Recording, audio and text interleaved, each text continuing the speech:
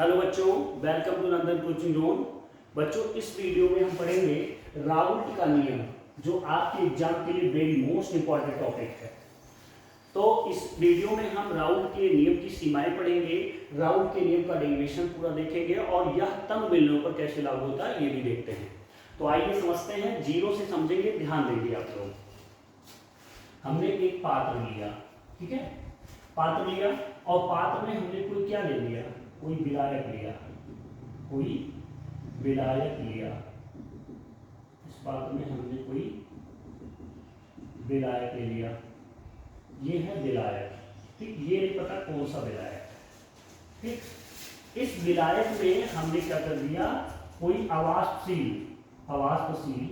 लिख सकते हैं, अवाष्पशील वैद्युत, अवाष्पशील वैद्युत अनपघट, वैद्युत अनपघट, वैद्युत अनपघट, यानी कोई अवाष्पशील वैद्युत अनपघट मिला दिया, ठीक है। तो हमने एक पात्र लिया, ठीक है, ये पात्र है हमारा। पात्र में हमने क्या लिया, कोई विलायक लिया और विलायक में हमने अवाष्पशील वैद्युत अनपघट मिला दिया। ये अवाष्पशील वैद्युत अनपघट क्या है, पहले इसको समझते हैं। अवाष्पशील वैद्युत अनपघट वो होता है जिससे हम कोई करंट, कोई ऊर्जा प्राप्त ना कर सके। अनपघट, वैद्युत अनपघट है यहाँ, और वैद्युत अपघट होता तो उससे हम कोई ऊर्जा प्राप्त कर सकते हैं, कोई करंट उत्पन्न कर सकते हैं उसमें, वो अपघट होता है। यहाँ वैद्युत अनपघट है। वैद्युत अनपघट जैसे यूरिया है, ग्लूकोज है, ग्लूकोज, सुक्रोज, ये सब क्या है, ये सब वैद्युत अनपघट है। और वैद्युत अपघट की बात करें तो जैसे NaCl है, NaOH है, ठीक है, ये सब क्या है, वैद्युत अपघट है, ये वैद्युत अनपघट है। तो मैंने विलायक में क्या मिलाया, अवाष्पशील वैद्युत अनपघट मिला दिया, ठीक है। तो कोई वैद्युत अनपघट हमने लिया है, यहाँ निश्चित नहीं है कौन सा वैद्युत अनपघट लिया है। तो ये बात आप समझ गए होंगे कि एक पात्र हमने लिया, उसमें कोई विलायक है जिसमें हम वैद्युत अनपघट मिक्स कर देते हैं। वहीं हम राउल्ट का नियम लागू हो जाता है, उसमें क्या, राउल्ट का नियम लागू हो जाता है। राउल्ट का नियम क्या कहता है कि जब किसी विलायक में हम कोई जो है वैद्युत अनपघट मिलाते हैं तो विलयन का वाष्पदाब उसके आपेक्षिक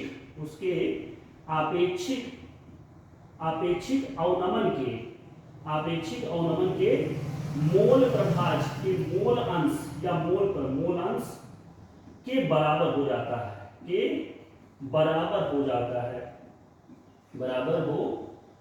है। फिर से एक बार हम आपको समझाते हैं। अगर ये कॉन्सेप्ट आपको समझ में आ जाता है तो सब कुछ अभी आराम से समझ में आ जाएगा। हम फिर से समझते हैं। मैंने एक पात्र लिया, पात्र में क्या लिया, विलायक लिया, और विलायक में कोई वैद्युत अनपघट मिला दिया।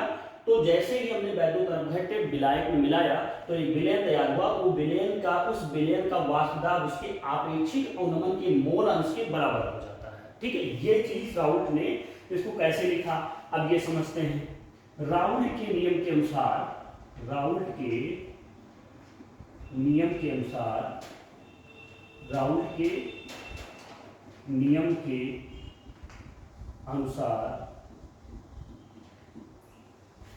किसी विलायक में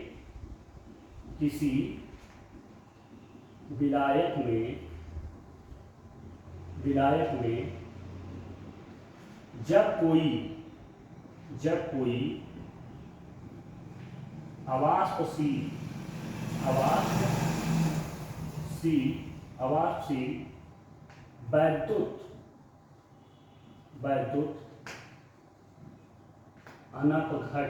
वैद्युत अनपघट पदार्थ घोल दिया जाता है या भूला जाता है तो विलयन का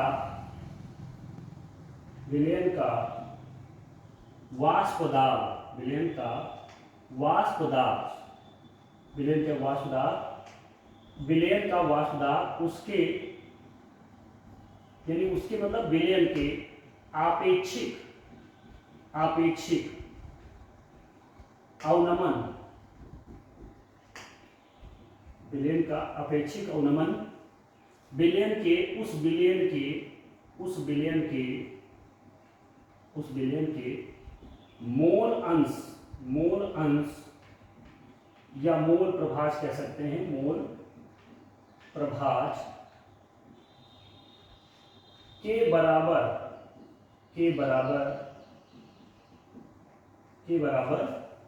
हो जाता है। हमने इसमें कुछ भी नया नहीं लिखा है, हम क्या किए हैं, केवल हम इस जो फिगर को हमने बनाया है सेम इसी कॉन्सेप्ट से हमने इसको लिखा है। राउट ने क्या कहा कि कोई विलायक हमने एक पात्र में लिया, विलायक में कोई अवाष्पित वैद्युत तनकघट पदार्थ जब घोल देते हैं तो विलयन का वाष्प दाब उसके आपेक्षिक अवनमन के मोल अंश या मोल प्रभाज के बराबर हो जाता है। यही चीज हम जो यहाँ कॉन्सेप्ट आपको समझाएं वही मैंने क्या कर दिया, यहाँ लिख दिया है। अब क्या होता है, मोल प्रभाज के बराबर क्या होता है, उसका आपेक्षिक वाष्प दाब का आपेक्षिक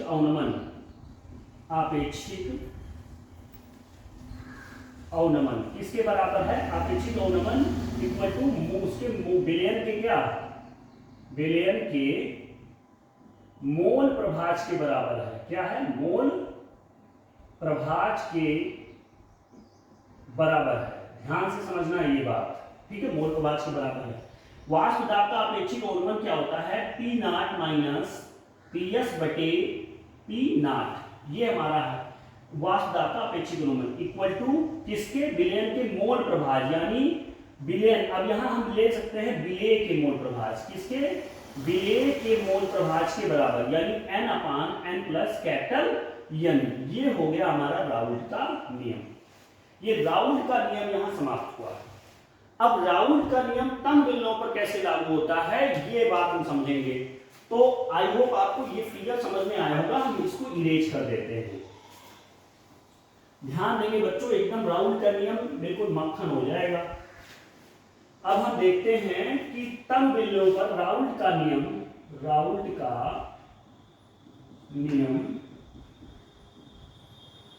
तंग बिंदुओं पर कैसे लागू होता है, तंग बिंदुओं पर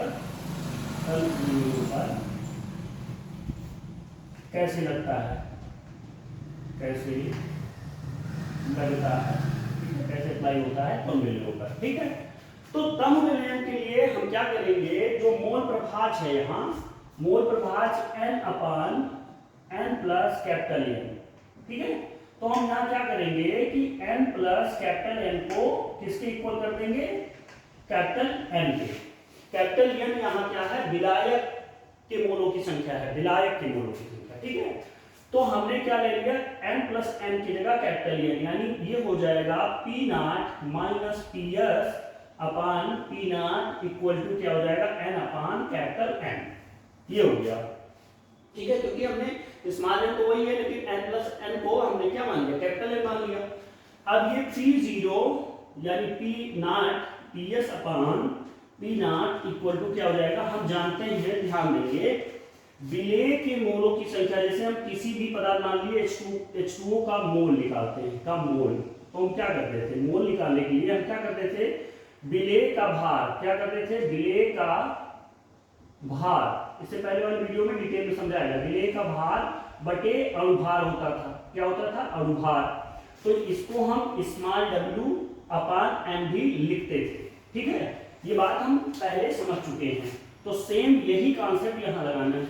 स्मॉल n को हम क्या लिखेंगे, यहाँ w अपान क्या लिख सकते हैं, m, और कैपिटल N को हम विलायक का भार माने, विलायक के मोलों की संख्या माने, तो इसको भी हम कैपिटल W अपान क्या हो जाएगा, कैपिटल M लिख देंगे, यहाँ स्मॉल m कर देते हैं, ठीक है। तो हम ऐसे इसको लिख सकते हैं। आई होप आपको समझ में आया होगा, किसी के मोल की संख्या n होती है और उसी को कैपिटल M में ले लिया, यानी विलायक की मोल की संख्या ले लिया। अब हम P not upon PS upon P not equal to क्या हो जाएगा, इसको हम जब कभी ये देखिए 1/2 2/3 ऐसे कोई अंक मेरे सामने है, तो इसको हम क्या करेंगे कि 1/2 सेम रहेगा, इनटू लगा देंगे और ये पलट जाएगा, भाग को हम गुणा में चेंज कर दिए, ठीक है, इसको पलट के, तो ऐसे इसको भी चेंज कर देंगे, स्मॉल w अपान small m into capital W ऊपर, m चला जाएगा ऊपर और बटे कैपिटल W नीचे आ जाएगा, ठीक है, ये ऐसे हो जाएगा। ये है तन बिंदुओं पर लागू जो होता है राउल का नियम उसका समीकरण।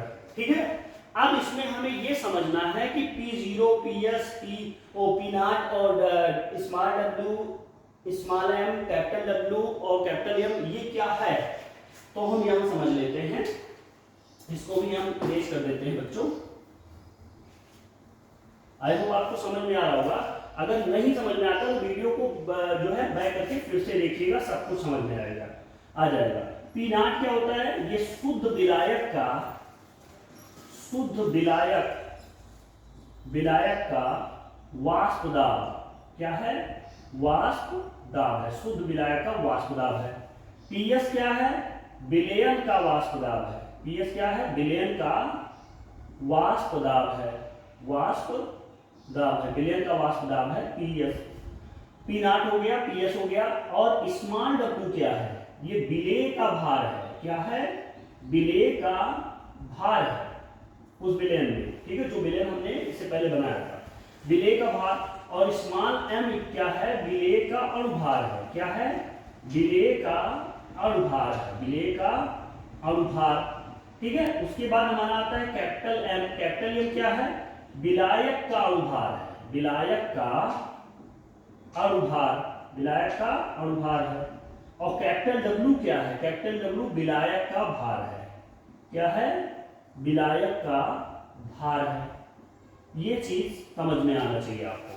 बस राउल का नियम और तंग बिंदुओं पर कैसे लागू होता है, राउल का नियम क्या होता है, उसका समीकरण क्या होता है, सारी चीज हम समझ चुके हैं।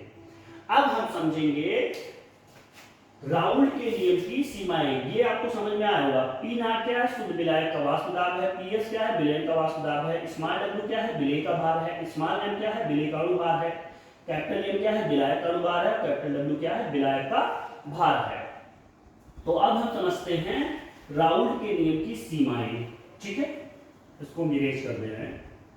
राउल के नियम की सीमाएं, ये बहुत पूछा जाता है एग्जाम में। राउल के नियम की सीमाएं, कभी कभी एग्जाम में डायरेक्ट यही पूछ लिया जाता है कि राउल के नियम की सीमाएं लिखिए। तो क्या है, नंबर 1, यह तन बेलनों पर लागू होता है। तन बेलनों पर, यह हेनरी का नियम भी यही है, यह तन बेलनों पर लागू होता है, लागू होता है। ठीक है, यह वैद्युत अनपघट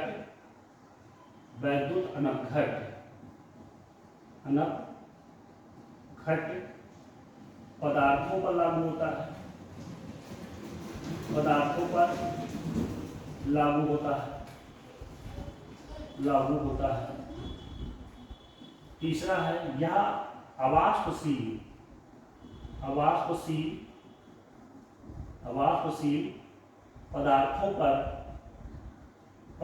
पर लागू होता है, पदार्थों पर लागू होता है।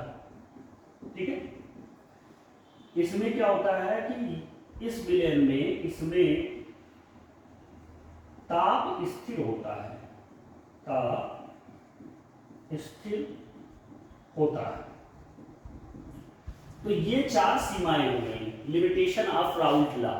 ठीक है, ये राउल के नियम की क्या हो गई, सीमाएं 4 हो गई। यही एग्जाम में कभी 2 सीमा पूछ लेता है, कभी 3 सीमा पूछ लेता है, कभी 4 लिख सकते हैं आप अगर आपको याद है।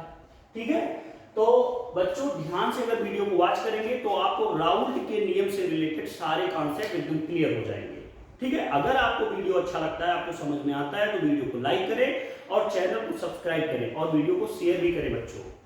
इससे पहले वाले वीडियोज को भी जरूर देखिएगा, जिसमें मोलरता, मूल प्रभाज, मोलरता, उन सब के सारे कॉन्सेप्ट आपको 0 से बताए गए हैं। धन्यवाद बच्चों।